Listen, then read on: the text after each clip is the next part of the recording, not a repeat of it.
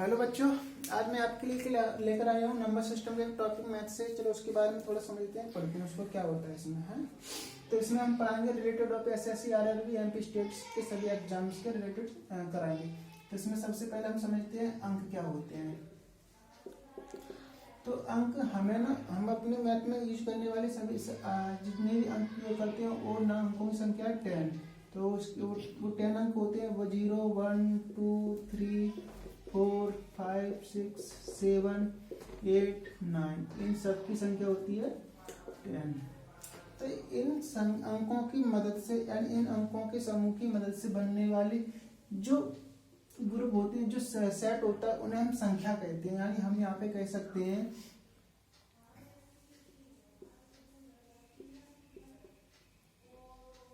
हम यहाँ पे कह सकते हैं अंकों का समूह संख्या कहलाता है। तो अंकों का समूह संख्या कहलाता है। जैसे यहाँ पे हम एक अंक का यूज कर रहे हैं तो ये एक संख्या होगी। इस प्रकार यहाँ पे हमें 2 3 यानी यहाँ पे हमने दो अंकों का यूज किया, 2 का और 3 का, तो भी का एक संख्या है। इसी प्रकार से हम और भी कई सारी संख्याएं लिख सकते हैं, तो इसलिए कहते हैं अंकों का समूह। यानी अंकों के समूह से बनने वाली जो संख्या होती है वो संख्या कहलाती है। अब संख्याओं को ना कई प्रकार की संख्या पढ़ते हैं ना, तो उनकी ना टाइप्स होते हैं। इस प्रकार कई प्रकार की संख्याओं का समूह कहलाता है नंबर सिस्टम। इस प्रकार की कई संख्याओं का समूह कहलाता है नंबर सिस्टम।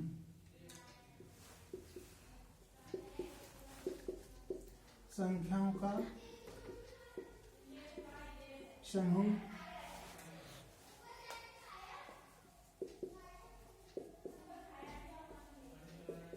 संख्या पद्धति कहलाता है। संख्याओं का समूह संख्या पद्धति कहलाता है। तो इन संख्याओं को ना कई प्रकार की संख्या होती हैं, उनमें हम कुछ संख्या जानते हैं। संख्या पद्धति कहलाता है। संख्या पद्धति हम कई प्रकार की संख्या पढ़ते हैं। फर्स्ट की संख्या होती है बाइनरी नंबर, जिसको द्विआधारी संख्या कहते हैं। जिसमें द्विआधारी मतलब केवल दो अंकों से मिलकर बनने वाली संख्या द्विआधारी संख्या कहलाती है। जिसमें केवल हम 0 और 1 का यूज करते हैं,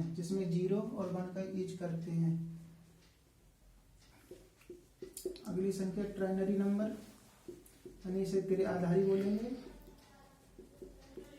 त्रिआधारी, तो त्रिआधारी में हम केवल 0 1 और 2 यानी केवल इन 3 अंकों का यूज करते हैं, त्रिआधारी संख्या कहलाती है।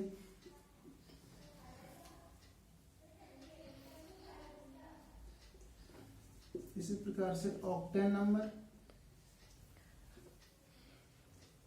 या फिर ऑक्टेन संख्या,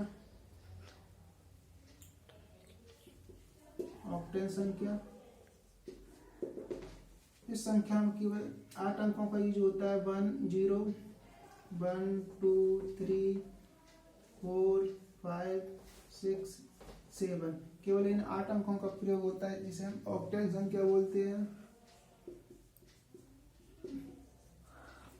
डेसिमल नंबर यानी दशमिक संख्या, दशमिक संख्या जिसमें 10 अंकों का यूज होता है, इसे हम दशमिक संख्या कहते हैं, जिसका प्रयोग हम अपने मैथ में करते हैं। यही दशमिक संख्या होती है, इसी का हम यूज करते हैं। दशमिक संख्या बाद हेक्साडेसिमल,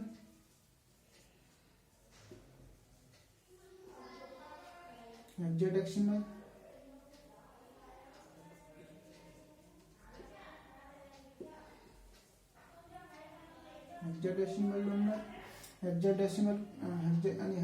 नंबर ऐसी संख्या जिसमें हम 16 अंकों का प्रयोग करते हैं। वो कुछ इस प्रकार से हैं: 0 1 2 3 4 5 6 7 8 9 10, सॉरी 10 नहीं होते इसमें, 9 के बाद A B C D E F तक। इन 16 अंकों का प्रयोग से बनने वाली संख्या ना हेक्साडेसिमल संख्या कहलाती है। तो हमें पढ़ना है डेसिमल नंबर, तो इसी प्रकार की संख्याओं के बारे में जानेंगे। ठीक है, अब हम समझते हैं यहाँ पे डेसिमल नंबर के बारे में। ठीक है, तो डेसिमल नंबर को नंबर सिस्टम में भी पढ़ते हैं। ये संख्या में दो प्रकार की पढ़ेंगे, दो प्रकार में, एक होती है रियल नंबर, एक होती है इमेजिनरी नंबर्स। तो रियल नंबर थोड़ा रुकते हैं, पहले इमेजिनरी नंबर समझते हैं क्या होती है। इमेजिनरी नंबर ऐसी संख्या होती हैं जो वर्गमूल के अंदर माइनस की संख्या है, जिनका परफेक्ट स्क्वायर रूट ना निकले, ऐसी संख्या इमेजिनरी नंबर कहलाती हैं। ऐसी संख्या इमेजिनरी नंबर कहलाती हैं। एक संख्या काल्पनिक संख्या कहलाती हैं। बेसिकली इनको माना गया है,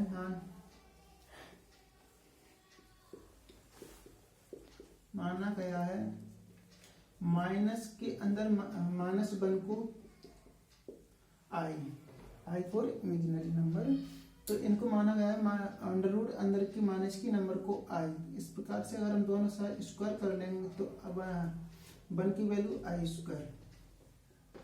और इसी प्रकार से यहाँ पे हम अगर i3 की वैल्यू निकालना चाहें, इसी प्रकार से अगर हम i3 की वैल्यू निकालना चाहें तो i3 होती है i का स्क्वायर माइनस के i मल्टीप्लाई i से कर देंगे तो हमें यहाँ पे i3 की वैल्यू मिल जाएगी। तो इस प्रकार i स्क्वायर की वैल्यू होती है -1 और i की वैल्यू अंडर रूट के -1। तो इस प्रकार से हम यहाँ पे i3 की वैल्यू निकाल लेंगे। और इसकी दूसरी डेफिनेशन होती है कि इमेजिनरी नंबर क्या होती हैं। दूसरी डेफिनेशन पढ़ेंगे,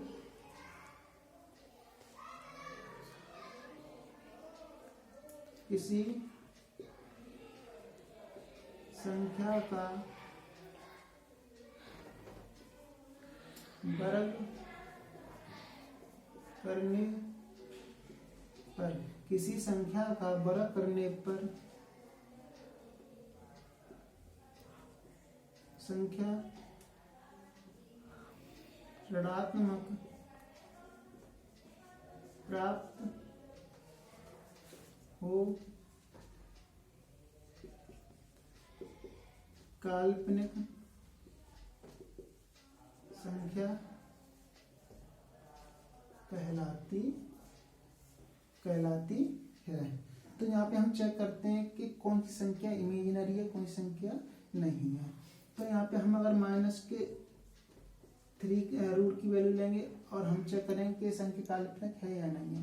अब हमें इसका स्क्वायर रूट करेंगे, तो इसका हम जैसे ही वर्ग करेंगे -3 का होल स्क्वायर कर लेंगे, तो -3 का होल स्क्वायर करने पर हमें प्राप्त हो रहा है ये -3 प्राप्त होंगे। तो हमें डेफिनेशन में कहा कि ऐसी संख्या जिसका वर्ग करने पर यह संख्या का मान ऋणात्मक प्राप्त होता है तो वो संख्या कैसी है, काल्पनिक। तो यहाँ पे हमें जो संख्या मिली है वो कैसी है, ऋणात्मक है। तो ये पूरी संख्या क्या है, काल्पनिक संख्या कहलाएगी। पूरी संख्या क्या है, काल्पनिक संख्या कहलाएगी। काल्पनिक संख्या में कुछ ज्यादा नहीं है, बस इतना ही ठीक है। अब देखते हैं रियल नंबर क्या होती हैं। तो यहाँ पे हम रियल नंबर समझ सकते हैं, यानी ऐसी संख्या जो वर्गमूल के अंदर माइनस की संख्या होती है वो काल्पनिक संख्या कहलाती है। तो रियल नंबर कौन सी होती है, यानी सारी संख्याएं जो काल्पनिक नहीं है, वो सभी संख्याएं जो काल्पनिक नहीं है वो रियल नंबर कहलाती है, वो वास्तविक संख्या कहलाती है। यानी यहाँ पे डेफिनेशन लिख सकते हैं, सभी संख्याएं जो काल्पनिक नहीं है। अगर इनकी परिभाषा देखना चाहे तो परिभाषा कुछ इस प्रकार से बन जाएगी, जैसे इसमें हमने पढ़ा था कि किसी संख्या का वर्ग करने पर संख्या का मान ऋणात्मक प्राप्त हो काल्पनिक संख्या कहलाती है। तो इसमें क्या होगा, किसी संख्या का वर्ग करने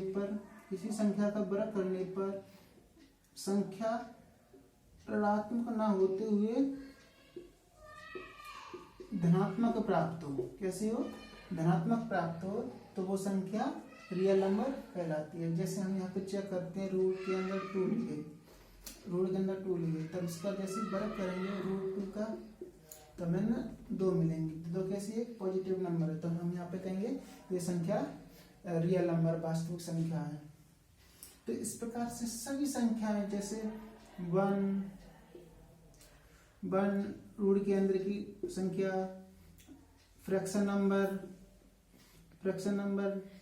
डेसिमल नंबर, तो ये सभी जितनी भी संख्याएं हैं ना, ये सभी संख्या रियल नंबर कहलाती हैं, ये सभी संख्या रियल नंबर कहलाती हैं। ठीक है, अब समझते हैं रियल नंबर के और कितने टाइप हैं, यानी रियल नंबर में और कौन कौन सी संख्याएं सम्मिलित की गई हैं वो समझते हैं। तो अब यहाँ पे पढ़ते हैं वास्तविक संख्याओं के और कितनी प्रकार की हैं। तो वास्तविक संख्याओं में सम्मिलित की गई है 2 प्रकार की संख्या, रैशनल नंबर और इरेशनल नंबर। तो इन दोनों संख्या को पहले हम थोड़ा समझते हैं। रैशनल नंबर क्या होती है, इरेशनल नंबर यानी अपरिमेय संख्या क्या होती है। तो अपरिमेय संख्या वे संख्या कहलाती है, अपरिमेय संख्या वे संख्या कहलाती है, रूट वाली वे संख्या कहलाती है, अपरिमेय संख्या अंडर रूट वाली वे संख्या की कहलाती है जिनका परफेक्ट स्क्वायर प्राप्त ना हो, जिसका स्क्वायर रूट प्राप्त किया ना जा सके। रूट वाली वे संख्या जिसका परफेक्ट स्क्वायर रूट प्राप्त किया ना जा सके इरेशनल नंबर कहलाती है। जैसे डेफिनेशन यहाँ हो जाएगी, वे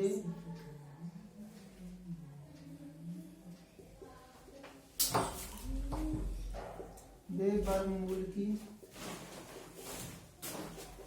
संख्या, वे वर्गमूल की संख्या जिनका वर्गमूल, वे वर्गमूल की संख्या जिनका वर्गमूल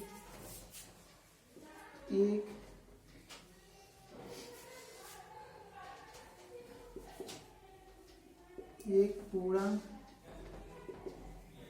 संख्या ना हो, एक पूर्णांक संख्या ना हो। बच्चों अभी हम समझाते हैं पूर्णांक संख्या क्या होती है। यहाँ पे बस यही समझते हैं कि ऐसी संख्याएं जिनका वर्गमूल ना निकाला जा सके, जिनका वर्गमूल ना निकाला जा सके वे संख्या अपरिमेय संख्याएं कहलाती है। चलो आप समझते हैं परमेय संख्या। तो परमेय संख्या वे सभी संख्या कहलाती है जो अपरिमेय संख्या नहीं है, यानी इनकी डेफिनेशन क्या हो जाएगी, वे सभी संख्याएं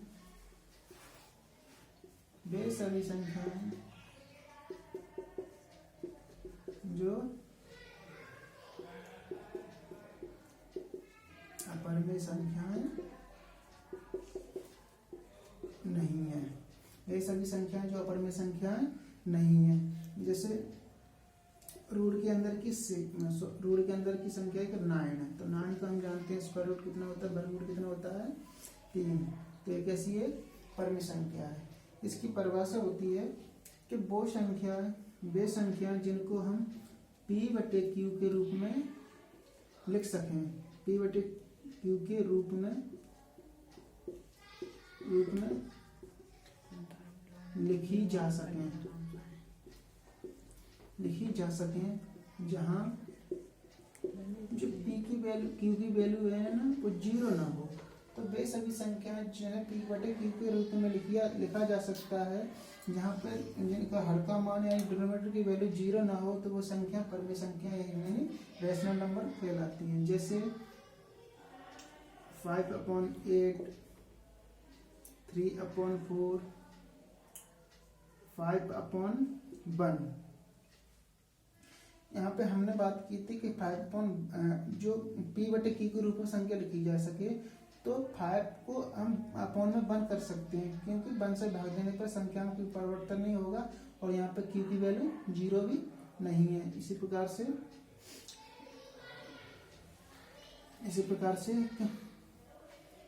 P/Q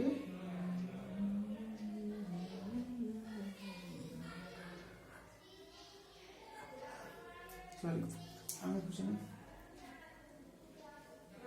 हाँ बच्चों यहाँ पे एक चीज और बताना है, जो इरेशनल नंबर होती है ना, उनमें एक संख्या है जिसे बहुत फेमस है, पाई।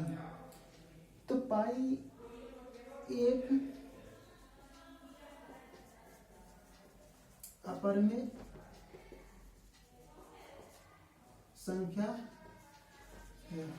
बच्चों वैसे माना जाता है कि पाई की वैल्यू 22/7 होती है, तो बेटा पाई की वैल्यू 22/7 होती है। तो यहाँ पे हम देख सकते हैं कि पाई को तो हम 22/7 यानी इस परमेय के रूप में p/q के रूप में लिख पा रहे हैं, तो ये भी एक परमेय संख्या हुई। तो ऐसा नहीं होता है कि पाई की वैल्यू एग्जैक्ट 22/7 नहीं होती है। वो पाई की जो फ्रैक्शन नंबर होती है 3.14157 डॉट डॉट डॉट ऐसे जाती है ना, तो कुछ टर्म्स तक यानी ऐसे इसी प्रकार से अगर 22/7 की जो वैल्यू निकालेंगे 3.14157 डॉट डॉट कुछ टर्म तक 7 मिल जाती है, लेकिन आगे इनकी वैल्यू डिफरेंट हो जाती है। तो इसी प्रकार से हम कह सकते हैं कि पाई की वैल्यू को 22/7 मान लिया गया है, लेकिन एग्जैक्ट नहीं, पाई की वैल्यू 22/7 होती है। तो यहाँ पे हमने समझा कि परमेय संख्या क्या होती है और अपरिमेय संख्या क्या होती है। तो वे सभी संख्या जिन्हें हम p/q के रूप में लिख सकते हैं परमेय संख्या कहलाती हैं। वे सभी संख्या जिन्हें हम p/q के रूप में नहीं लिख सकते हैं, यानी रूट वाली वे सभी संख्या जिनका परफेक्ट स्क्वायर नहीं निकाल सकते, जिनका वर्गमूल नहीं निकाला जा सकता है, तो उन्हें हम अपरिमेय संख्या कहते हैं। ठीक है, आगे देखते हैं। बंद कर। ठीक है, आप समझते हैं कि परमेय संख्याओं के कौन कौन सी संख्या शामिल की गई। तो परमेय संख्याओं में संख्या होती है इंटीजर नंबर और फ्रैक्शन नंबर। तो इंटीजर नंबर के पहले हम थोड़ा फ्रैक्शन नंबर समझते हैं। तो फ्रैक्शन क्या होती है, वो संख्या जिन्हें हम p/q के रूप में लिखते हैं, वो संख्या फ्रैक्शन नंबर की संख्या कहलाती है। तो यहाँ पे हम मान सकते हैं, यहाँ पे हम कह सकते हैं q की वैल्यू 0 ना हो, लेकिन q की वैल्यू 1 से बड़ी हो। तो ऐसी संख्याएं जो q की वैल्यू 0 ना हो लेकिन q की वैल्यू 1 से बड़ी हो, जैसे 5/2, तो ये क्या एक फ्रैक्शन नंबर है। 7/3 एक फ्रैक्शन नंबर है। जैसे 8/1, देखो यहाँ पे हमने q की वैल्यू 1 ले ली, यानी कोई 1 ले ली, 1 से बड़ी नहीं है। तो ये नंबर ना इस नंबर का जो दूसरी टाइप है, यानी इन नंबर को हम पढ़ेंगे इंटीजर नंबर में। तो हम फ्रैक्शन समझते हैं। यहाँ पे फ्रैक्शन कैसे होती है, ये संख्या जो p/q के रूप में लिखी जाती है, लेकिन इनका फ्रैक्शन क्या है, 1 से बड़ा होता है। तो फ्रैक्शन में भी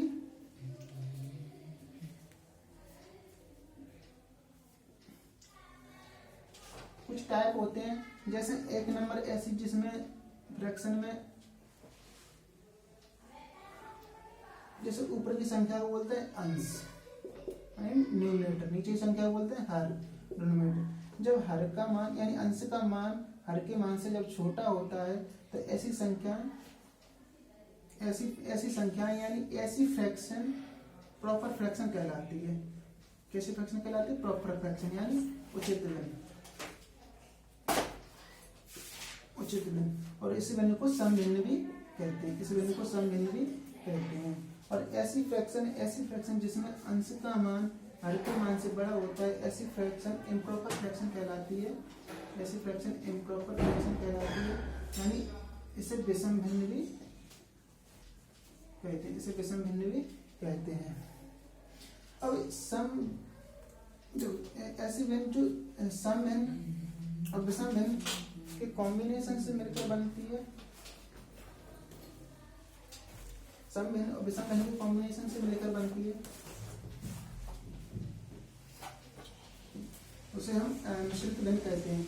जैसे 5/2, तो इस प्रकार की भिन्न मिक्सर फ्रैक्शन कहलाती है। इसी प्रकार की भिन्न मिश्र भिन्न कहलाती है।